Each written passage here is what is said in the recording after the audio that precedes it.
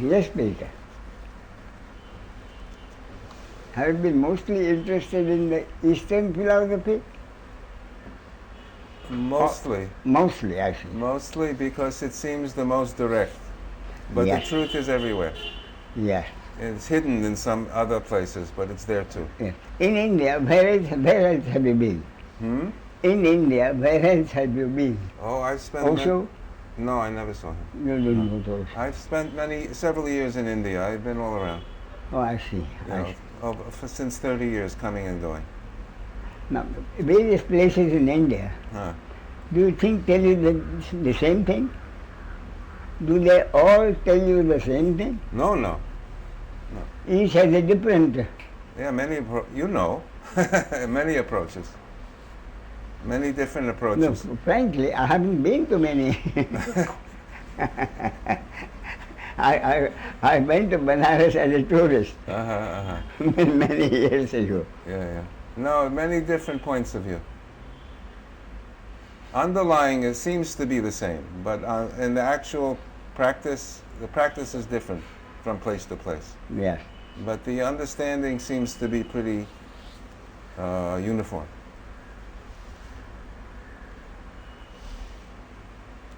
At any place you went in India, did they tell you what is enlightenment? It's hard for me to remember specifically, because I've been many places and I've studied Upanishads. Yes. So it's hard to remember who said what. No, I'm not saying who. What was the... Did anyone... I'm not saying who told you which, but what about it? At various places you have been. I cannot recall. No. Did anyone tell you what enlightenment is? Call it moksha, call it liberation? Yeah, I think yes. Several. Do you remember any single one? Well, you said, you talk about what it is. But besides that, yes, many years ago, in South India, Mataji Krishnabai. Yes. Yeah. Kananga. Yeah. And was it Kananga? Kananga. You know, Sachidananda left his body 3 weeks back. Yes. You knew. From Kanyangar ashram. The Swami in charge. Yes. He left his body 3 weeks ago. I see. Yeah. No, I don't keep You don't know. I don't keep in touch with... Yeah, she explained to me. Mataji Krishnabai. What enlightenment is? Indicated, not directly. She indicated. Beyond the gunas, beyond the dvandvas, and to reach the all-pervading truth. No, my point, what precisely is enlightenment? Two, you are supposed to seek enlightenment. What are you expected to give you enlightenment that you didn't have previously? Say again, please. What is enlightenment supposed to give you? Nothing. Then why seek it? If it's nothing, then why seek it? That is my point. I had those I'm trying to answer. Yes, the two questions I had from the very beginning. Probably because I've been a very practical person. I've been a banker for 37 years. Yes, I know. I'm a very practical person. So, if I'm supposed to try and work for something, what will it give me when I do have it? What will enlightenment... Your question... But first, what is enlightenment? And two, what will enlightenment give me if I happen to get it? Okay. The second question I wouldn't put as what will it give me, because it's not getting something. It's uncovering something. All right. What will it... Well, uncovering something which was bothering you. Uncovering something which was giving you pain. No. Uncovering something which was giving you suffering. Uncovering that means no more suffering. Okay. That's not the reason. Same. That's not the reason I seek it. I'm not seeking it to end suffering. No, my point is, enlightenment is this. And if I get enlightenment, then the suffering you were suffering so far will not be there. Or happiness which you didn't have, you will have it. Otherwise, my point is, why should anybody strive for enlightenment? Because it is one's nature. It is natural to do that. It is one's nature to be aware of the truth. It is not one's nature to be fragmented. So not knowing your nature makes you unhappy. And that is the happiness you get. Not knowing my nature, I still have some relative happiness. I have relative happiness, not absolute happiness. I am not unhappy. So I am not seeking happiness because I am unhappy. This doesn't apply to me. If it does, I'm not aware of it, let's say. But that's not my way of thinking. I understand what you're saying, and I see the beauty and truth in what you're saying, but it's not my way of thinking. I am happy, more or less, as a human. How can, it's up and down, of course. So what you are saying is you agree that enlightenment will give you happiness, which you already have. Therefore, you don't have to seek enlightenment. Isn't that what you just told me? No. I said there's a relative happiness as opposed to an absolute happiness. So, what is absolute happiness compared to relative? What you are saying is, you have absolute happiness, whereas others have relative happiness. Good enough to justify seeking enlightenment. Okay. But what is the difference between relative happiness and absolute happiness? And okay, you're asking. Happiness that you have. Say that again. What is the difference between relative happiness and the happiness that you have and the others don't have? The others have only relative happiness. Well, I don't have the absolute happiness, so I can't answer that. So what is the happiness that you have which is different from the relative happiness of the others? Oh, personally. Yes. Looking at the world, I seem to have. It's a very good question. Looking at people that I know and looking at the world and reflecting, it seems most people have a lot of suffering. It seems most people have a lot of pain. No. I don't. No. I don't. I have a little comes. Yes, suffering. So it's a question of degree. Yes. The suffering that you're talking about is pleasure and pain. Yes. This is the world. So what you're talking about is, compared to millions of others, Peter is lucky enough to have much more pleasure than the pain. And some degree of happiness beyond pleasure. Pleasure and pain. And happiness. My pleasure being more than pain is happiness. That's what you're telling me. Yes, but you're making me think more deeply. Okay. You know what you're doing. Which I have to. Yeah. Okay. By God's grace, I'm what I call reasonably comfortable. All of us who come here are reasonably comfortable in life. Now, I haven't put a step forward without asking the question which arises. Okay. I didn't want any loose end. Okay. So I asked myself, what do I mean by reasonably comfortable? You're talking financially, economically. In life. Yeah. In life, what do I mean by reasonably comfortable? Then I came to the conclusion, I consider myself reasonably comfortable. So that if I want to change my car, I have no problem. Yes. If I have to change my refrigerator or a heater, I have no problem. If I want to change my shoes, no problem. That is what I call reasonably comfortable. Very clear. You see what I mean? Of course. And most of us are that way. Yeah. But most But millions of people are under poverty line. Yes. Therefore, my point is, the most gurus say, what I teach is enlightenment. Anyone is free to get enlightenment. It's open. Don't they say that? I've never heard that. You mean only particular people will get enlightenment? I never heard that either. I never heard anyone say that. I cannot recall anyone saying that. Therefore, what I'm saying is, I'm bold enough to say that if you are below the poverty line, you are not qualified to seek enlightenment. You said. I'm bold enough to tell someone. Oh. Because if I ask, what is enlightenment? I ask you, we are reasonably comfortable in life.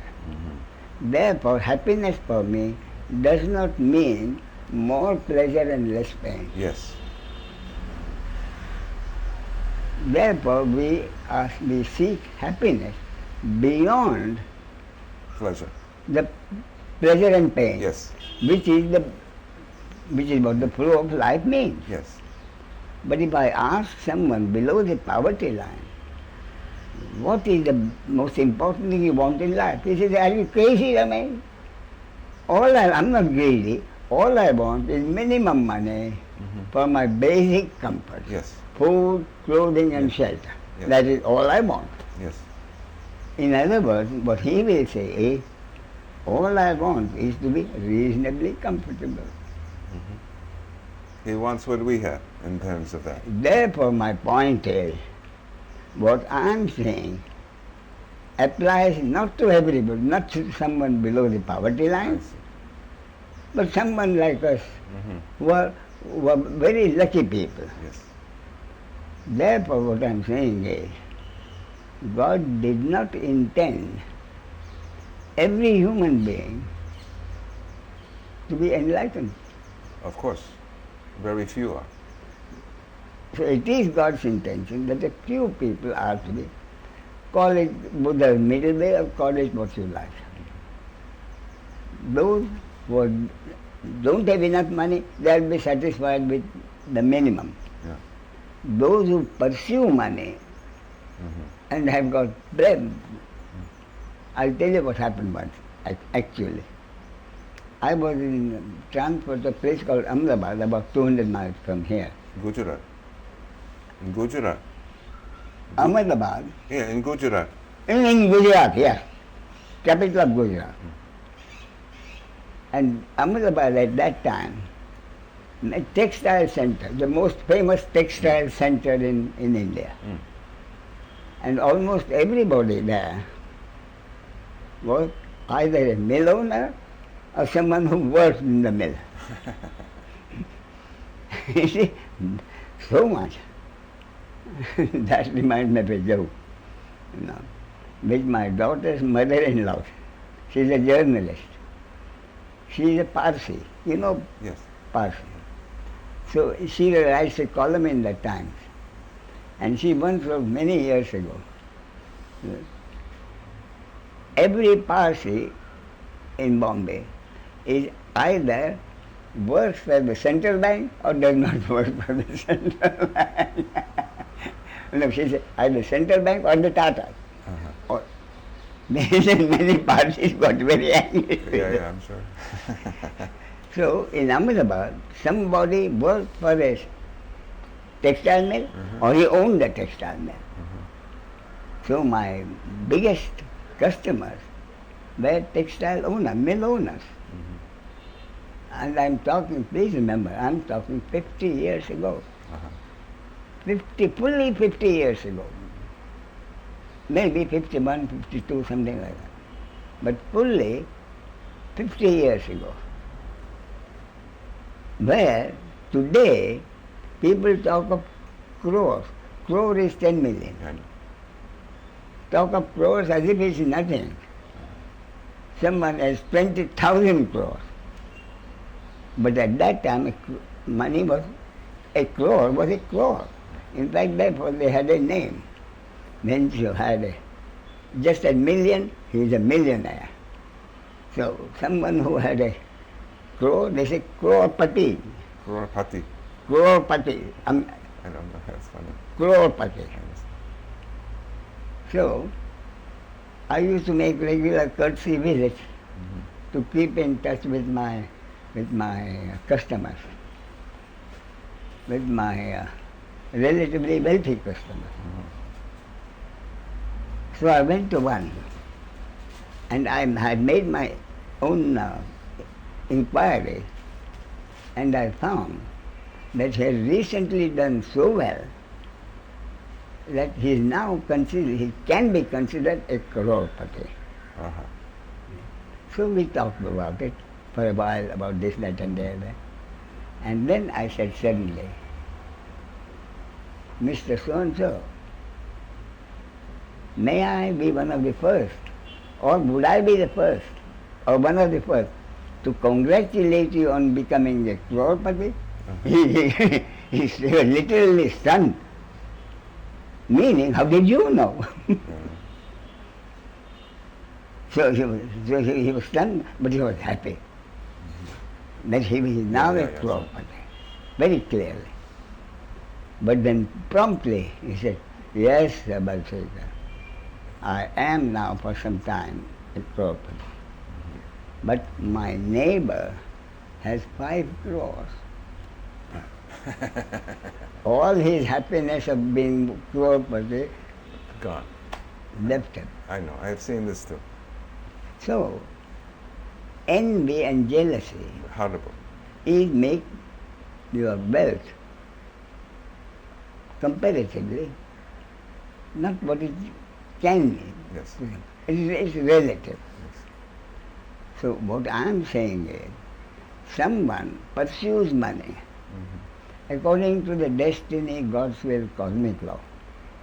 They get what they want or they don't get what they want. We are among those few middle class where we have got what we want and are satisfied with it. Yes. Millions don't get what they want. Yes. And some few like us, fewer than us, keep on getting more and more. Yes. Keep on getting more and more. Yes. So those who keep on getting and more, envy others who have more, and keep on wanting more and more. They are not interested in anything except keep having more and more money. They won't be interested in what I say. No. Therefore, those who are interested in what I say are comparatively few. Yes. Because honestly tell them what I've told you. But if a guru says, he pretends to have special powers. If a guru pretends to have special powers, Yeah. you come to me and what happened? Someone told me some years ago, one ashram is worth $300 million. Another ashram also is $500 million. It's business. It's not spirituality. It's business. I know. I've seen it. You see what I mean? Oh, I have seen it. You have seen it. I wept. So, the whole point I'm making is that is very few who are genuinely interested, Yes. and very few, even if I say so myself, very few who themselves know exactly what they are talking about. Peter, I'll tell you, I've done that. I've asked some questions which the gurus were not able to answer. They just didn't know. They just didn't know. So that's why I said, for 60 years I had gurus, I was supposed to follow them, I did the regular thing that is to do. I could put my hand on my heart and say, I've done everything I'm supposed to do. I've not done anything I'm not supposed to do, but I'm still what I used to be. There's no difference. See what I mean? Therefore, I understand. after 60, as I told you yesterday, I decided To seek happiness. I shall not seek enlightenment anymore. Mm-hmm. Nobody tells me what it is, I don't know what it is. Mm-hmm. I shall seek personal happiness of my own in this life. Yes. Because earlier I had been told about earlier birth, next birth, this, that and the other. Next birth, my problem was, and where does the next birth come in? They said, you be a good boy in this life. Mm-hmm. Don't enjoy yourself too much. Share the pleasures and what you have with others. Mm-hmm. Be a good boy. So that you can have a good birth in the next life. Mm-hmm. I have heard this. That's the standard thing. Yeah, I know. And I said to myself, that's stupid. Because there will be a new birth, no doubt. And also the theory of evolution makes it clear that something from this birth will probably go to another birth. What it is, I'm not concerned. I'm not a scientist, I don't care. Mm-hmm. But one thing I do know is, in the new birth, there will be some other ego, not Peter. Yeah, of course. And that is where I differ most from all the other gurus. The other gurus believe in birth after birth. And also even Shankara, Adi Shankara, he talks of birth after birth. But he talks of birth after birth in the sense that he says to get a human birth, It's difficult. evolution has been previously many different kinds of birth before you have a human birth, and even more rare for someone like us to be reasonably comfortable. Yes. So there have been many births before someone like us is born who is reasonably comfortable and is therefore eligible, according to my concept, eligible for enlightenment. You see? Oh, yes. So, being told that I must give up whatever I have, share it and be a good boy, I'll say no deal. Why should I give up a lot of good things so that some other ego will enjoy in the next birth? What kind of a deal is that?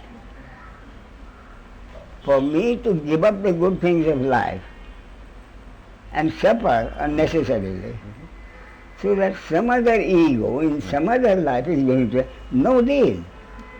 I told you I was a practical person. I know, I have no problem with that. You see what I mean? Oh, yeah, of course. Therefore, this theory of reincarnation, rebirth, I said no. Mm-hmm. I will not accept it. And therefore I decided I shall seek happiness in this birth. Okay. But as I told you yesterday, my main biggest problem was I do have pleasure, I have enjoyed pleasure, Mm-hmm. and yet I am seeking happiness. I understand. Even if I had enjoyed all the pleasures in life, I would, at the age of 60, having enjoyed all the pleasures, I would still be seeking happiness. Therefore, my first, most basic question was, what is this happiness I'm seeking? And yesterday I asked you about the self. Yes. And because Self is the source. it's very interesting. When yesterday I was in a bookshop, Yes. and I'm just looking in the spiritual section, and there's your book. Yes. This there. So I bought it. Yes. Okay. And I opened it, I'm starting to read it, and then it says You could have bought it here and I could have got the commission. it I said told you I'm a practical person. yeah. Anyway, please. Anyway, there's something struck me very much in the Yes, very beginning. please.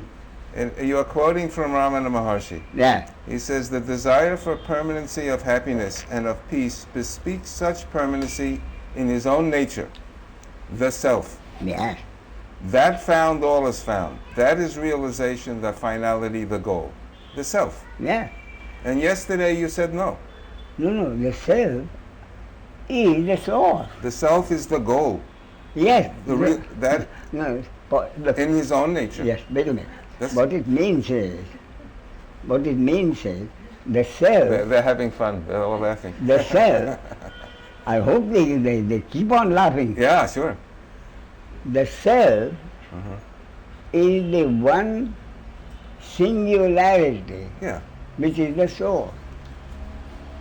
The one singularity which is the source. The desire for permanency of happiness and of peace bespeaks such permanency in his own nature. Yes. In. Yeah. And that's the self. I.e. the self. Yes, no. The ego is seeking happiness of the self. And the self is one's own nature.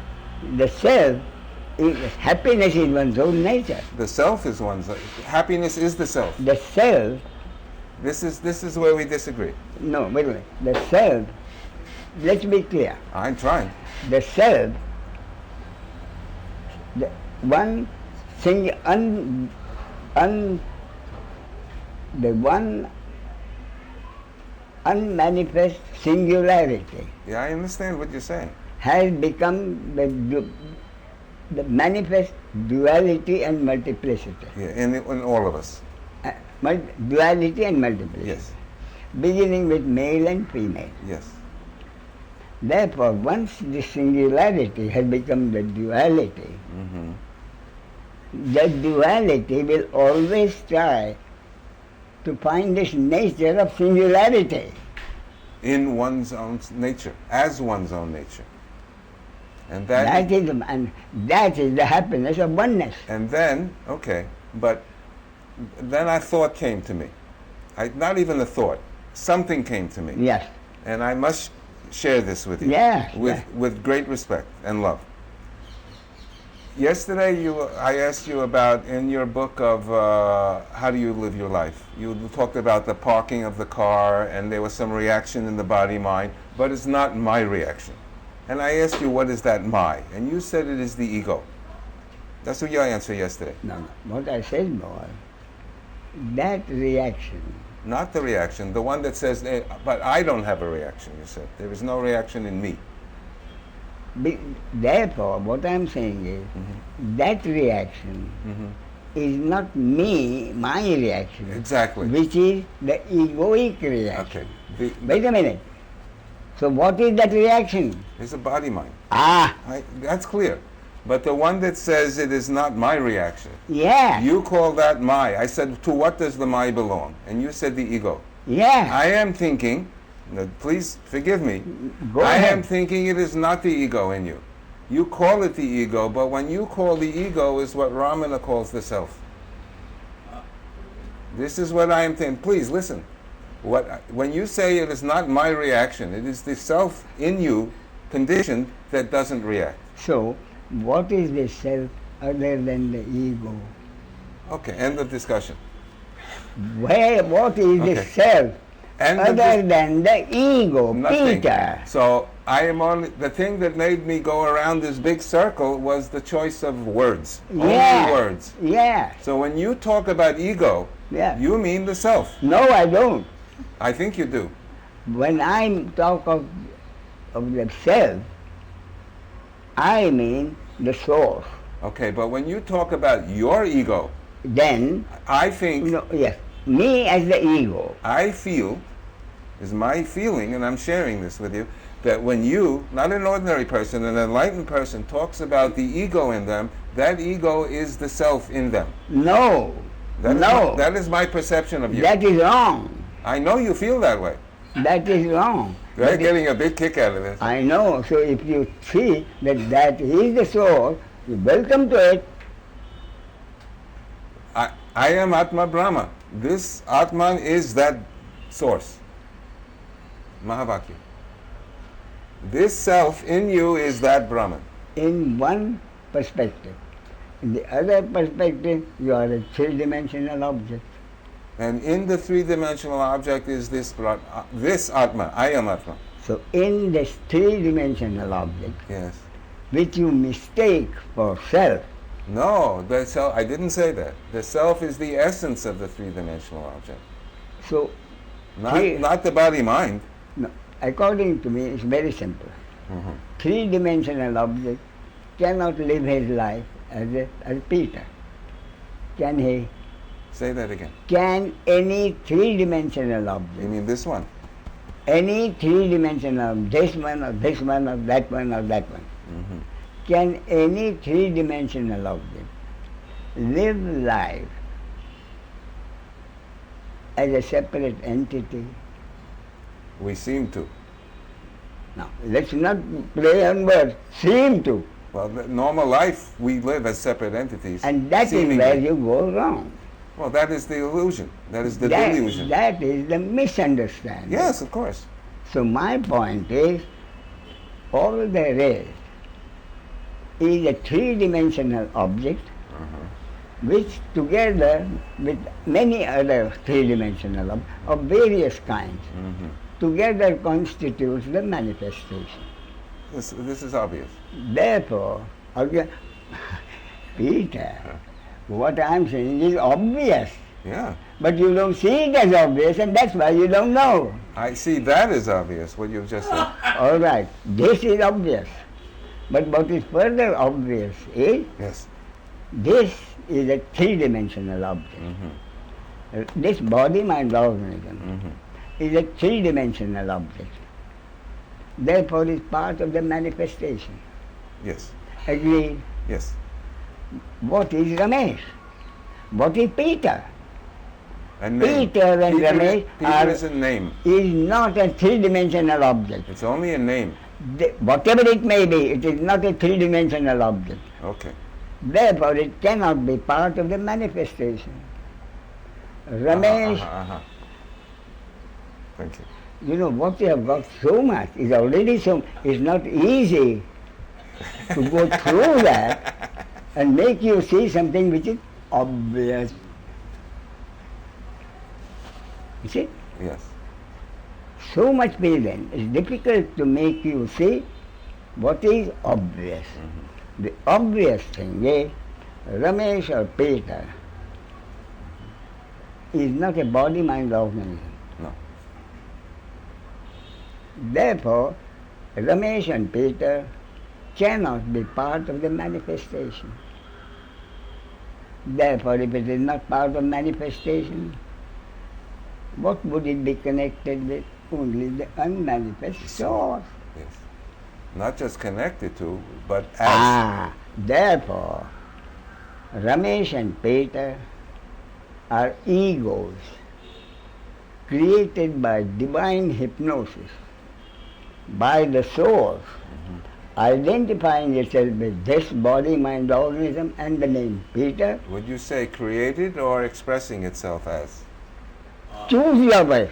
Well, created is separate. When we create something, it's separate. And separate from what? The source. If you create something, But therefore, the source it's has identified itself. yes. Okay. Okay. The source has identified itself with this three-dimensional object and the name Peter, Okay. and created a sense of personal, sense of separate entity with sense of doership. Yes. Therefore, what is Peter? Peter is a three-dimensional object through which the source functions and brings about whatever is supposed to happen in the name of an ego called Peter, who thinks he is the doer of his action. Let me repeat. The body-mind object is part of the manifestation. The one source has identified itself with the billions of human body-mind organisms, and by divine hypnosis has created millions of egos as separate entities with a sense of personal doership.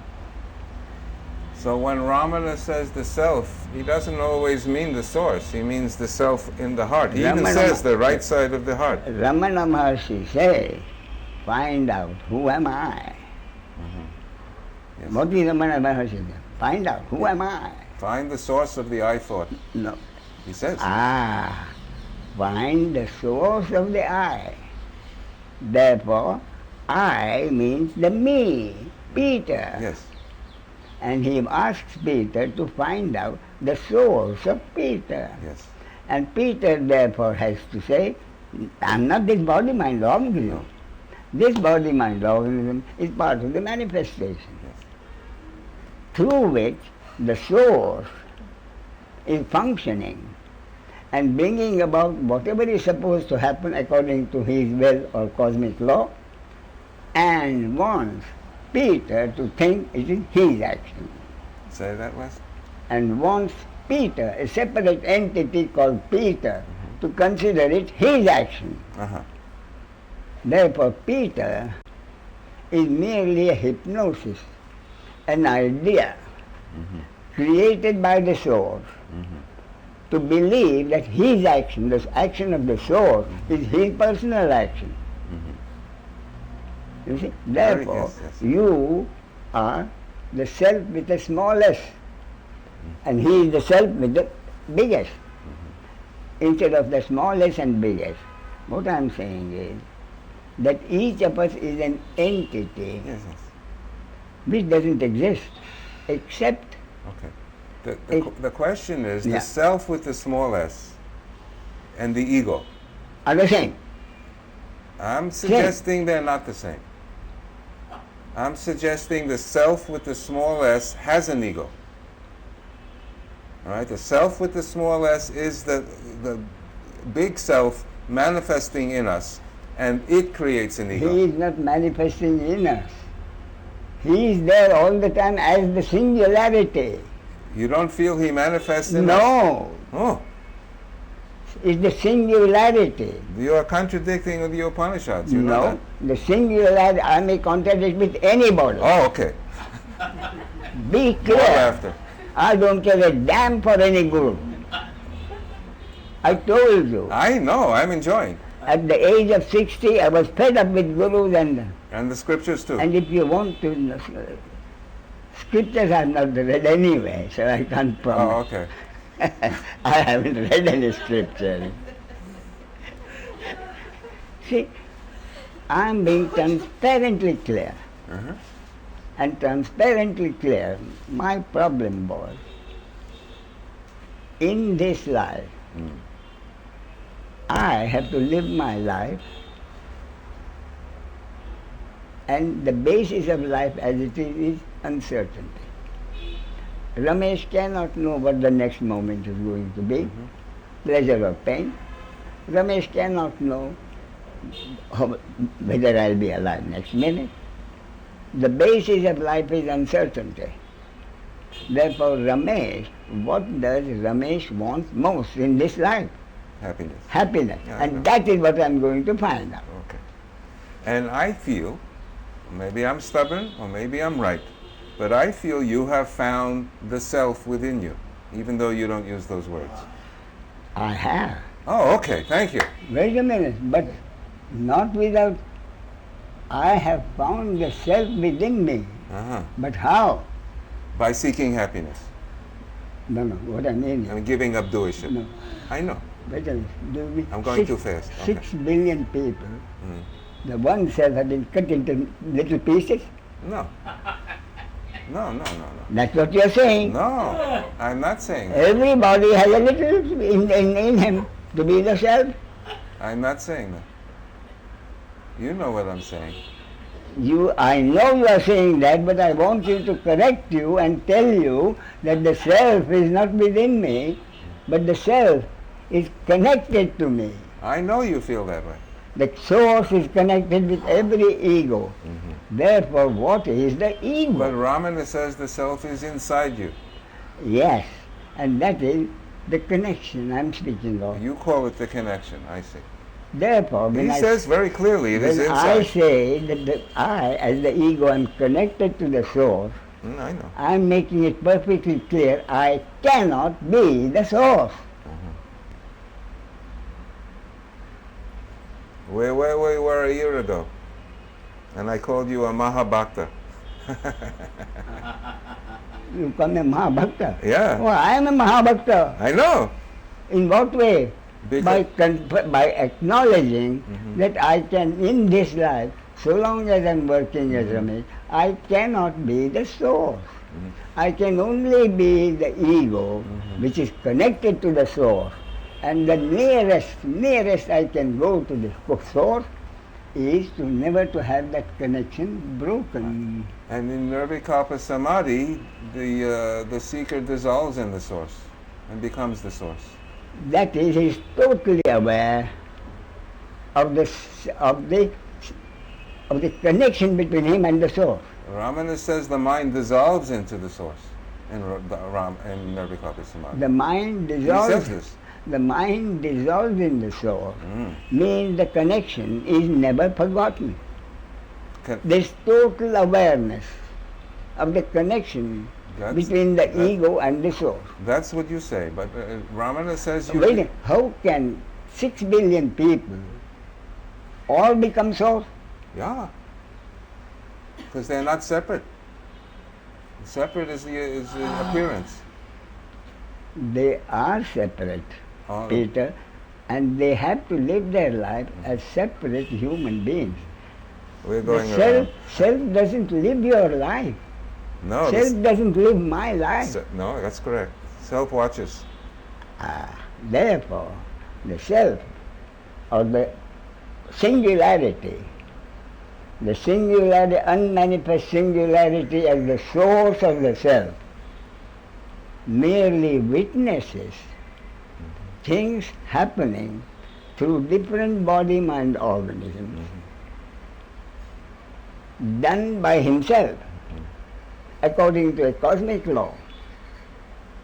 But for daily living to happen, the basis of which is interhuman relationships, inter-ego relationships, the source as the singularity had to create the duality of male and female and 6 billion separate entities, egos, with a sense of personal doership. Yes.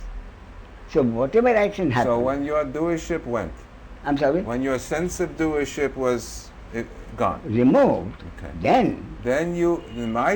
this is the way it looks to me and feels to me. This is not from teachings. This is my perception. That you are living as the self. This is my perception of you. You don't like it. But that's my perception. But you are the self, living as the self, but you don't like those words. What do the others consider me? I don't know. I would have to ask them. As another separate entity, another human being, which is another ego. Therefore, that is their viewing point. That is their view, okay? So, my point is, every human being is an ego who is forced to live his life with the hypnosis that he is the doer of his actions. Yeah, this is clear. But once that sense of doership is removed, the sage is totally aware. He witnesses all actions as before. Yes. Previously, he used to observe actions happening and actions happening through a body-mind organism, and not my action, not his action, but an action brought about by the source through that body-mind organism, through the connection with that body-mind organism as the ego. Therefore, according to me, whatever anybody is seeking, money, wealth, killing someone or doing anything, yes, is what? Is the ego. Yes. It is the ego who seeks everything, wants everything, gets something. Yes. And that ego, But you want nothing. the ego wants nothing because in this ego, the source has pulled out the sense of personal doership. Yes. And therefore, after that, this ego, make no mistake, this ego functions in life exactly as it did before. In a given situation, I still decide what do I want in this situation.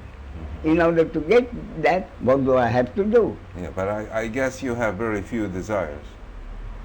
Now again, desires do not belong to the ego.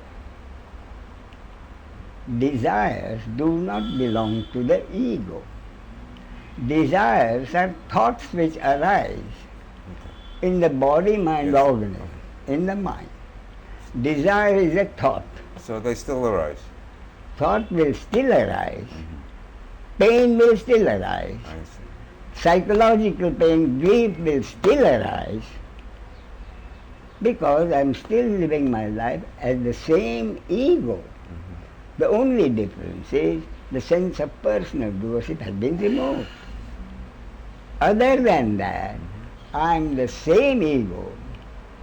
I am the same ego with the same negative points and positive points in the body-mind organism.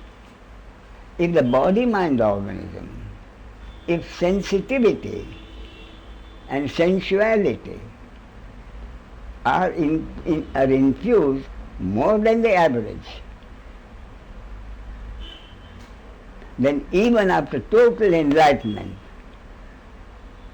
the world will see him as the same oversensitive, oversensual human being.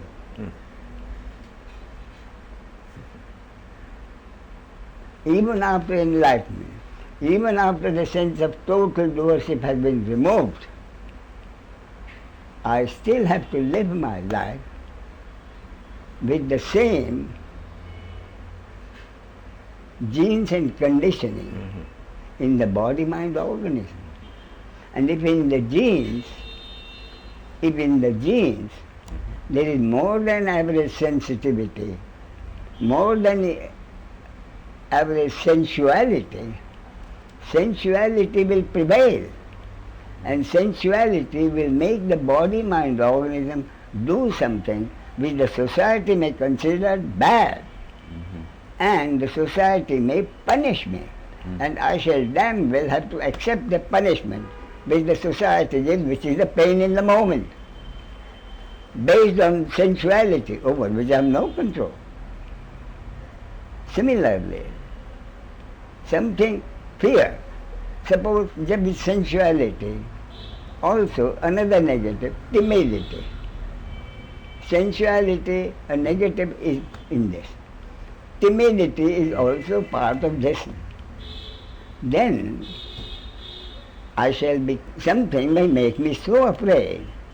Something will make me so afraid because there's timidity in the body-mind organism. And a happening will happen which will make me do something which the society will consider as good or bad on existing social regulation and legal provision, and punish me or reward me. Yes. Even if I did a timid act, society may punish me as a good act, reward me in which it is pleasure or pain. So my point is, in a soldier,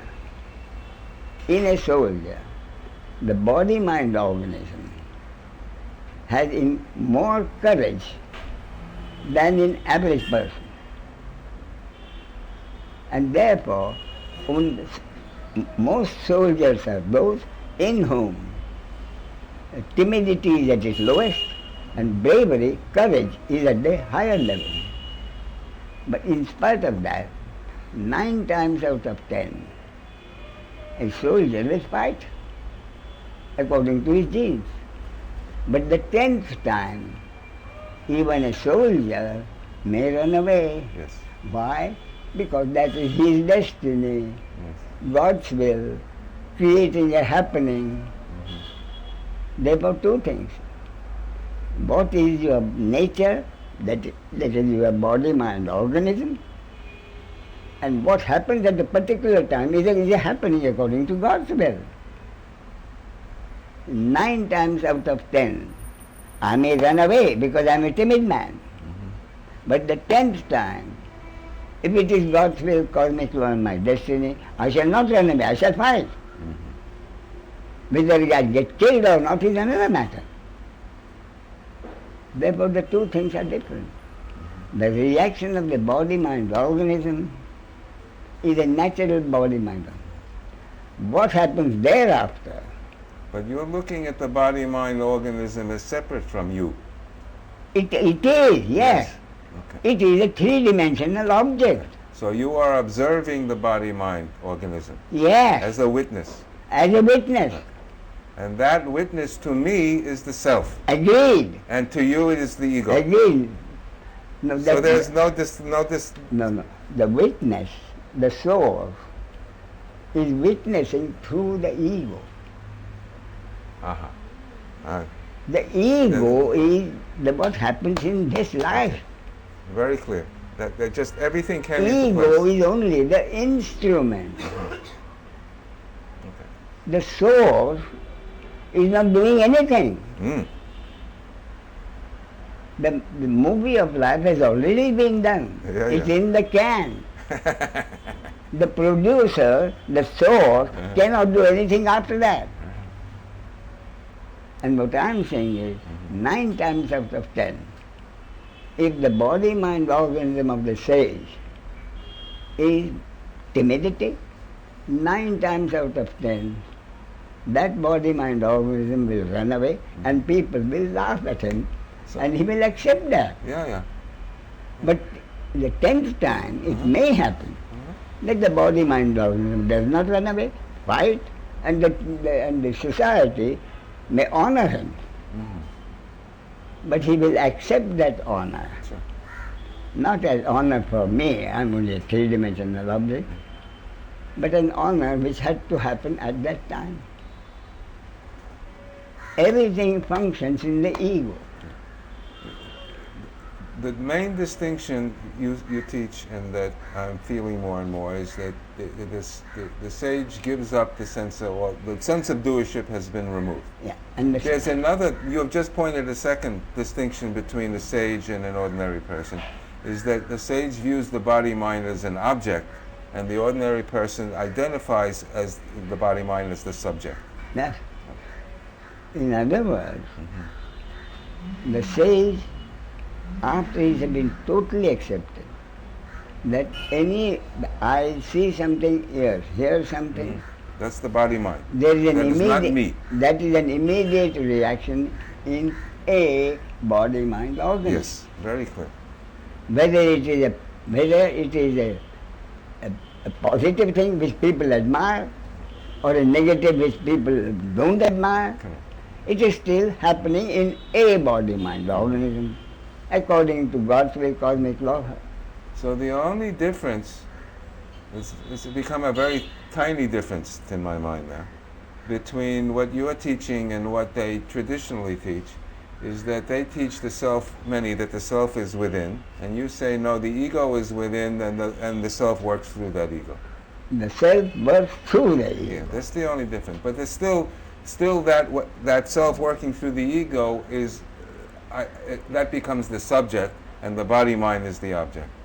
And the ego is merely the witness, is through which the source does the witnessing, after the sense of personal doership is removed. Very clear. After the sense of, it is still the source witnessing whatever happens Through this. through the ego. Yeah.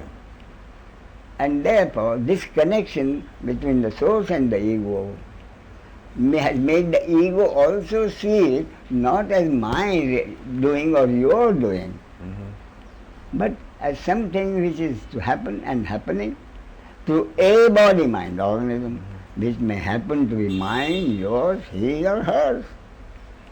That is pure witnessing. It's Sakshi. Sakshi, yes. Sakshitva. Sakshitva means witnessing. I'm not doing anything, you are not doing anything. Yes, yes. But it is still happening through an ego. It is still happening through an ego. Therefore, whenever any action happens,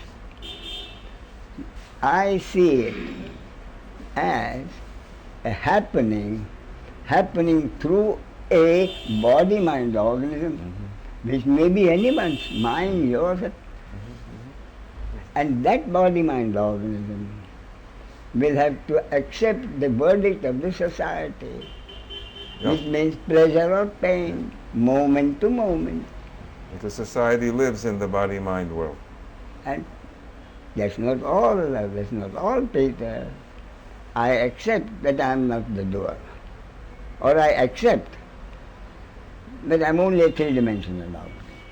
I accept whatever happens is happening through the other people. Through various body-mind organisms. And therefore, the pain which happens to the ego, whose body-mind organism, the event happened. You're saying the ego feels pain. The ego feels pain. And therefore it is the ego, Ramakrishna Paramahamsa, the body-mind organism, the three-dimensional object cannot cry out, either in joy or pain. It's a three-dimensional object. Therefore, Ramakrishna Paramahamsa, when he was suffering from cancer pain, he shouted out. Who shouted out? We shout. Body-mind organism is a dead object. It cannot shout. Therefore, it is the ego who cried out in pain, Mother, why are you, the soul, torturing me, the ego? Jesus Christ on the cross. Father, why hast thou abandoned me? Therefore, make no mistake.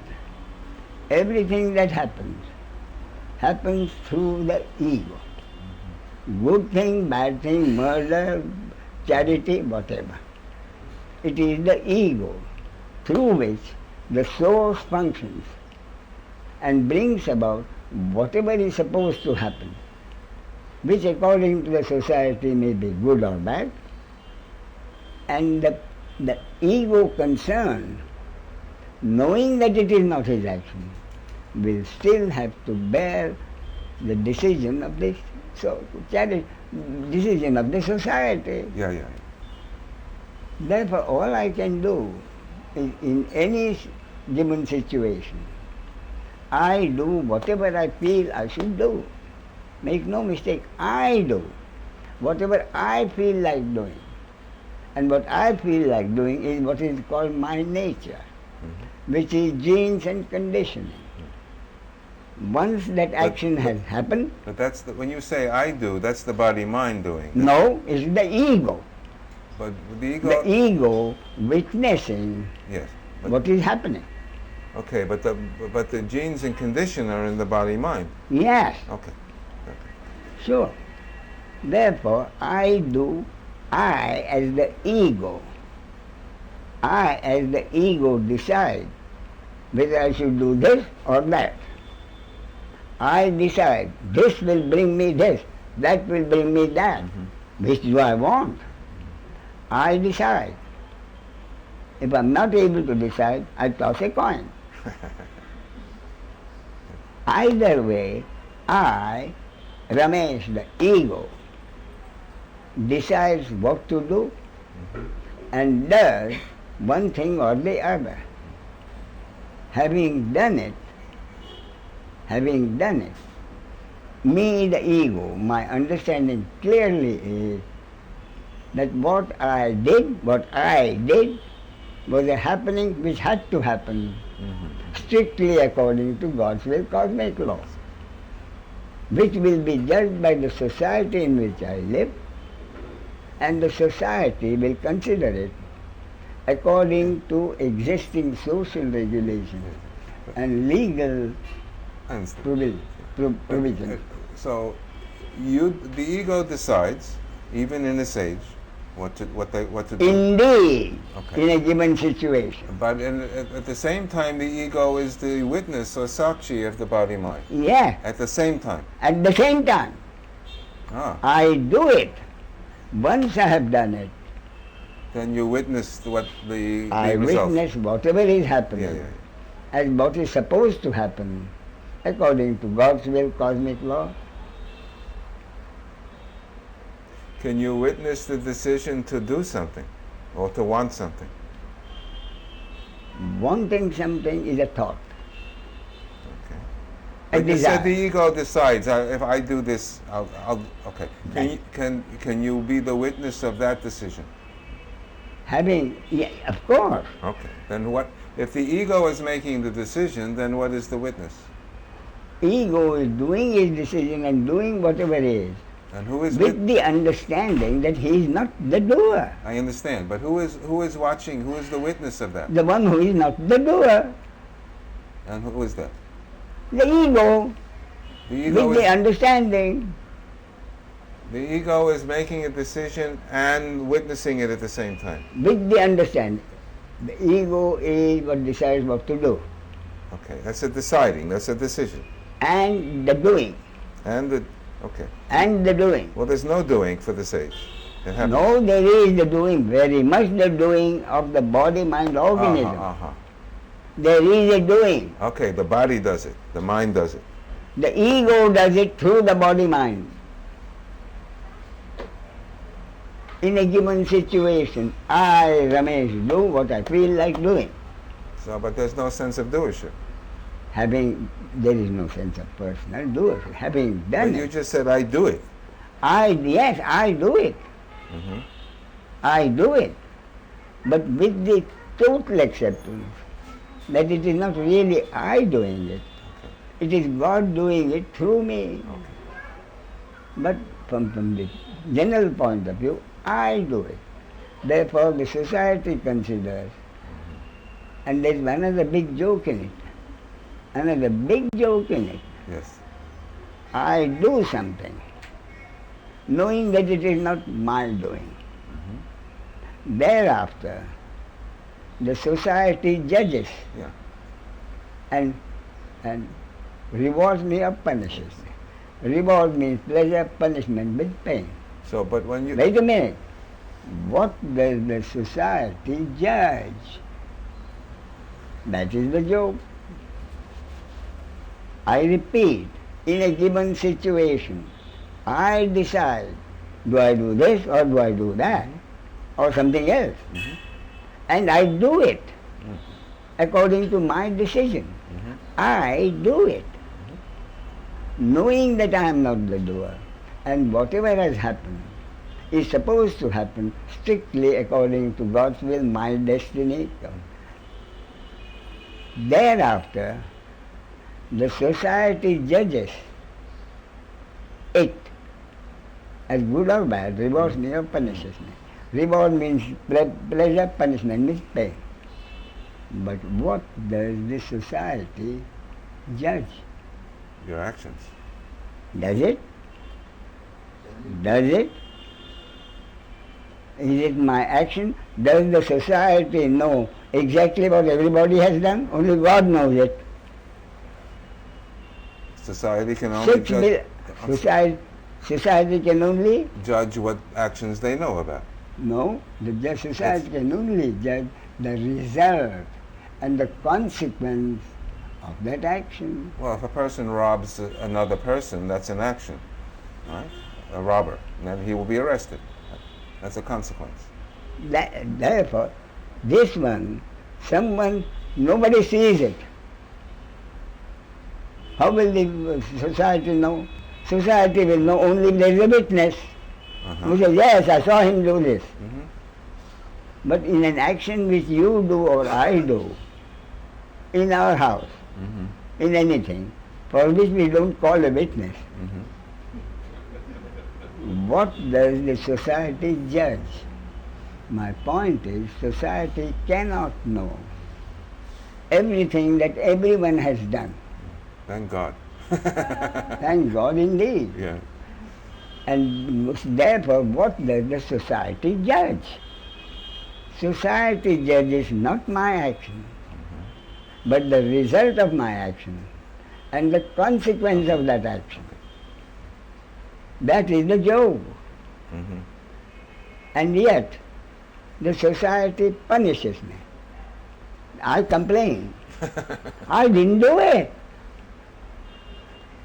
I didn't mean to do it. But the result is opposite to my intent. In other words, my intention and the result are not necessarily the same. My intention may be good, the result may be bad. My intention may be bad, my intention may be to murder someone. My intention may be to murder someone. And I murder someone. Then it turns out that the man who was murdered was a terrorist. And people were looking for days to murder him. So I have done the police's job.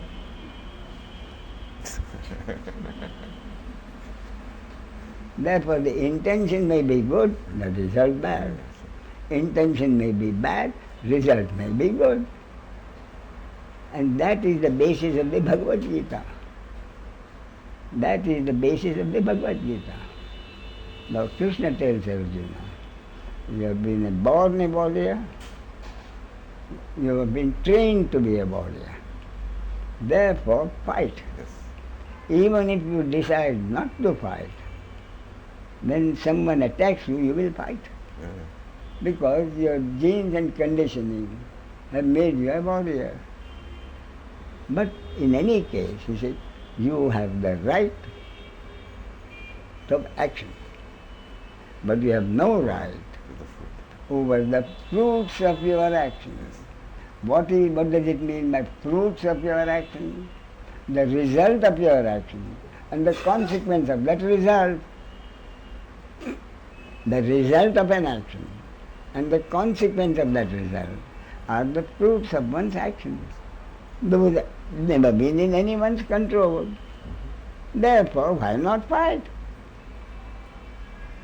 And also earlier he said, everything is predetermined as time, as the producer of this movie of life, Mm-hmm. I have already killed them. Yeah. The movie is in the can. Therefore, as producer of this movie, I have already killed them. And you are only a character Yeah. through which, according to the divine script, their death is to occur. So you know some scriptures. So what? You know some scriptures. Sanskrit. Scriptures. Before you said you never read the scriptures.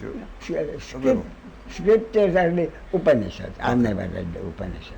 Ashtabhakra Gita and Bhagavad Gita. Ashtabhakra Gita I have read.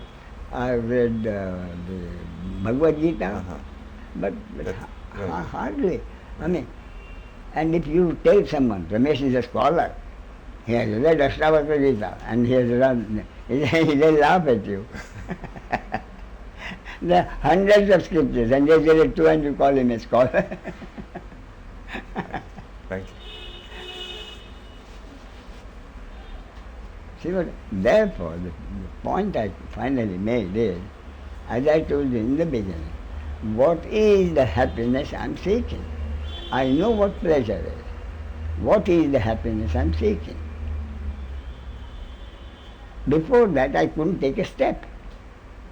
Then I decided that happiness cannot be the pleasure of happening in life, because I know what pleasure is, and I'm still seeking happiness. Yes, I understand. Even if I had enjoyed every kind of happiness, today, this may, I will still be seeking that happiness. Yes. So what is that happiness? Then it meant the happiness I'm seeking is not to be found in the pleasures of life. Very true. If the happiness I'm seeking is not to be found in the pleasures of life, it means it is not to be found in the flow of life. Therefore, the happiness I'm seeking is not to be found in what happens in life. It's your reaction, response. Whatever may happen, it is my attitude to Yes. life. Not even my reaction. That is wrong, Peter, wrong. My reaction to a terrorist thing may be horror, but I don't hate the person. My understanding is Okay. that act of terrorism had to happen according to God's will, cosmic law. See? Yes, clear. So, the understanding is that whatever happiness I have depends not on what happens in life or my biological reaction to it. See? Yeah. I didn't mean biological reaction. My word was wrong. I understand. So, the answer is my happiness depends not on what happens in life or the biological reaction to it, but my attitude to life. Then the most difficult part of it was, what do I mean by my attitude to life? It's such a vast thing. And that was the most difficult part in my personal investigation. And I came to the conclusion, many answers I got inadequate, I threw them out. The only answer I accepted was my attitude to life can only mean my attitude towards the other. Daily living means me and the other. And what has been my attitude so far, which has not brought me the happiness? In the briefest way, because my attitude to the other has not been me and the other, but me versus the other. Whoever the other is, even my brother, lots of cases, brothers fighting to death over the ancestral property or the love of a woman. Therefore, the only reason the normal man is not happy is because his relationship with the other has been me versus the other. But the moment I am able to accept totally, everything in the world is happening according to God's will, cosmic law. How each happening affects whom, it hurts someone or helps someone, is again according to God's will, cosmic law. Through which body-mind organism, through which person the happening happens, which the society calls your action or my action, is again God's will, cosmic law. The human being is incapable of doing anything. Why? Because the ink is only a three-dimensional object. So if I am able to accept totally, I am a three-dimensional object, the other is a three-dimensional object, I can't hurt him, he can't hurt me. Therefore, where is that sense in me versus the other? Therefore, the relationship has to be me and the other, both helpless three-dimensional objects. If I accept that, then I've got my happiness. Because then I don't hate myself for my action, I don't hate the other for his action. Any other? No. Thank you. You see what I mean? Therefore, this going through the thing, personal investigation, has not been either a smooth passage, has not been a smooth passage. For this one. For me, yeah, it's been difficult one. Plenty of misery. But by God's grace, only thing I did was, I decided at every step I shall not go forward until all my questions are answered. I shall not leave any loose ends. And that is why, Peter, I have the daring to tell you to ask me any question you like, personal or impersonal, and I shall give you an answer. I know that. That's why I've done it. Thank you. Mind you, my answer may or may not be acceptable to you. My answer, my concept, may or may not be. That depends on your destiny and your privilege. But what I am telling you is, whatever questions you ask me, I have already asked myself at the appropriate stage and got an answer. Otherwise, I wouldn't have proceeded. Well, your being so available is a great blessing. Thank you. Thanks be to God. Thanks be to God.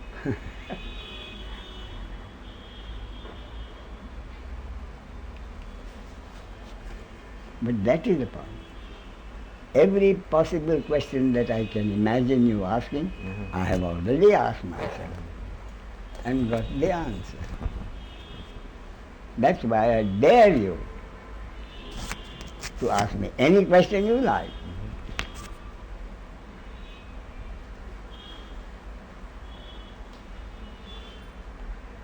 You know what her name is? No. Nishchal. Right? Thank you. Yes. What? Nishchal. Nischal. Nishchal. Nischala. Nischala. Nischala. Nischala. Sanskrit. What does it mean? Osho? No. Papa G. Oh, Papaji. Nischala. Meaning? What does it mean? One that never moves. One that never moves. Which means the slower.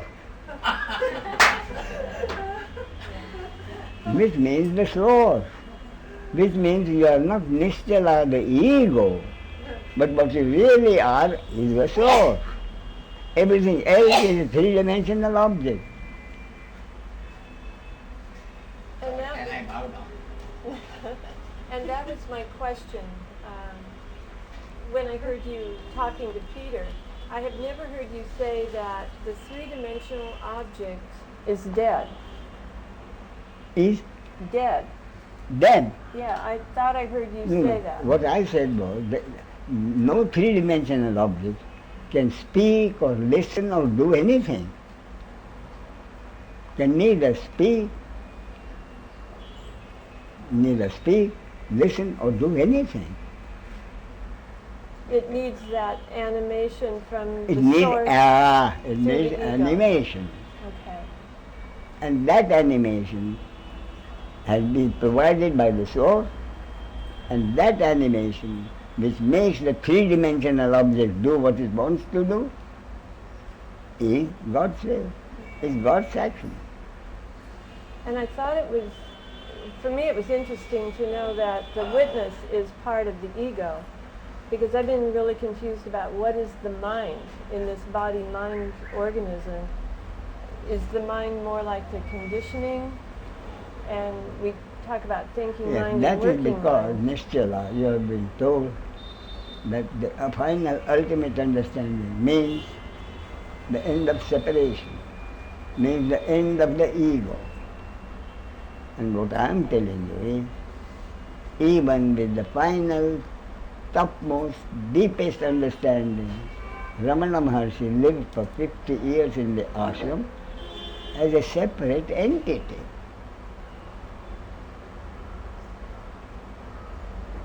Reacting to anything that happens through the body-mind organism as a separate entity. So even in the case of Ramana Maharshi, it was the ego who lived for 50 years,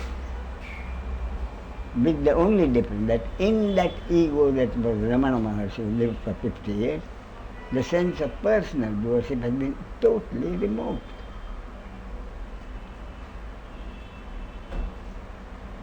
But biological reactions still happen. Anger arose in the body-mind organism. And Sorry? I didn't hear that last. Anger Oh, anger. did arise in the body-mind organism.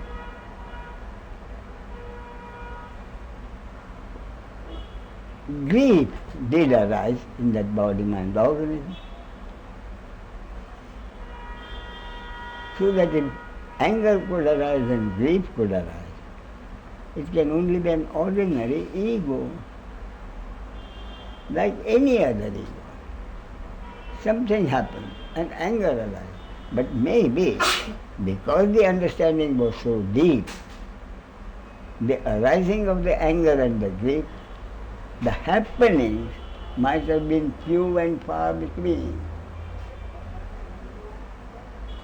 But the happenings did happen. He did get angry.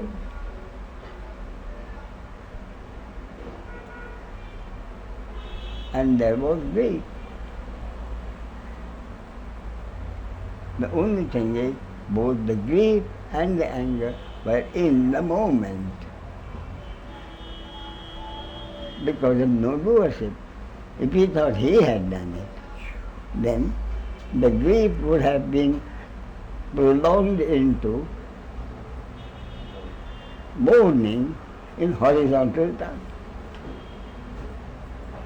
Anger would have turned into hatred for someone who made him angry. That doesn't happen. It was momentary. So on this, I usually tell what actually happened. What actually happened about anger. Nisargadatta. I was translating one. And Nisargadatta, even normally he used to, if you give me marks for talking so clearly without any teeth, if you give me 80 marks for clear talking, you know how many marks I would have given Nisargadatta? 5. 5. Look around. And you had to translate. I had to listen and guess what he said. And then translate it into English and then verbalize it, which meant a certain time period. Meant a certain time period, through Time period, seconds. yeah. Once what happened was, he did said something, which was particularly, I couldn't hear it at all. So I said, Maharaj, would you please repeat it? I didn't hear what you said. There was anger, great anger. What's the matter, Balsekar? Are you getting hard of hearing? So I told him, yes, Maharaj. I'm getting hard of hearing, hard of seeing, hard of smelling, hard of breathing. I'm getting old. What do you think happened? Huge laughter. Anger one moment. Huge laughter the next moment. Yeah, just in the moment. Boom. Normally what would have happened? It was a joke. He said, his face might have shown wanting to laugh, but he was distracted. Balsekar made me laugh, but Balsekar made me angry. Therefore I shall not laugh at his joke. That didn't happen. Anger happened in a body-mind organism. The amusing story to another organism. The biology is laughter, huge laughter. You see? If we had said that I got angry and he made me angry, as the ordinary person said, the reaction would have been egoic.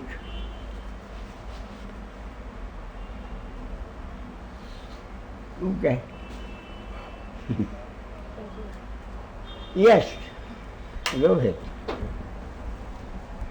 This is becoming totally inscrutable. I'm sorry? It is totally inscrutable. Beyond the capacity of the mind, even the understanding, and it has occurred to me, and that's only I have come to express. Only witness what is happening. Not even try to understand. It is all bunkum, all is understanding. So what you are saying is, It is Maya is inscrutable. so what you are, everything in Maya is, and part of the Maya is that you will have the understanding only if you are supposed to understand. It can only happen. But you cannot achieve it. Understanding is also intellectual. That's the point. Intellectual understanding, many people have it. You have it. But the intellectual understanding has to go deep into the heart. And you can, there are many ways it can be done. Maybe I'm not able to see it. But very often I'm able to see the process of the intellectual understanding going deeper into the heart. You know Roger, don't you? Roger. I can't believe. He's from Australia. Yeah. Handsome man, Yeah, well built, always smiling, always laughing. always smiling. And he challenged you in that very word. He kept on challenging me. But once, he finally, he's an intelligent fellow, very intelligent. And he's an investment advisor, so intellectual fellow, no doubt about it. But once, on a particular occasion, it really went to his heart. So he came to bow down at my feet. And when he did that, uncontrollable weeping, he couldn't get up. Uncontrollable weeping. In another case, uncontrollable laughter. She was sitting in that swing, and she kept laughing and laughing. She didn't know what to do about all of it. She couldn't stop laughing. So a physical, psychological reaction can happen, but not always. So the understanding can, so two ways. One way, this is one way. This is one way. Intellect, physical happening in uncontrollable weeping or uncontrollable laughing. And the other is, the other is donation. Donation. Donation. Donation. Someone who has been coming here for 6 months or a year hasn't given me a rupee. But when it happened, next day he came with a huge amount in gratitude. Therefore, the reaction has to be something like this, of gratitude. When I had this understanding, I did have this understanding even before I went to Nisargadatta. I had this, and he knew it. So when I first went to him, he said, I was wondering when you are going to come here, something like that.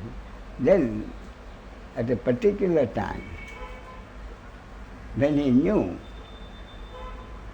that I had understood it deeply, what happened to me was, after that, when that pre-sample happened, that I did not talk, I was not the talker. The talking was happening. I intuitively knew what Maharaj was going to say in Marathi, and the translation came out slowly, and it was not me doing it. But after that pre-sample, a tremendous sense of gratitude arose. And after that, there was nothing I would not have done for him. So, as seva and dana, the traditional word, seva is service. So I used to take him after the talk, either in a taxi or my son's car was available in the car, take him around to the nicer parts of Bombay, stop somewhere, give me a glass of coffee or tea or milk or buttermilk, whatever he wanted, and then drop him back. He was very grateful for it. Or he wanted to buy something for his daughter's, when she was still young. But he said, I must provide for her marriage. I must provide for her marriage. So I want to buy her a sari or a dinner plate, silver plate or something like that. So he wanted to go to a shop. I took him to a shop. He said, so my point is, I was lucky enough to be able to do both seva and dana. And the point is, I was lucky because he needed both. He needed service and money. In my case, by the grace of God, I don't need either. But giving has nothing to do with receiving. The gratitude arises. And it's amazing what it can do. The only thing I'm afraid of is the gratitude may be so strong that someone may be tempted to give me something beyond his capacity. That is what I make sure of. Okay.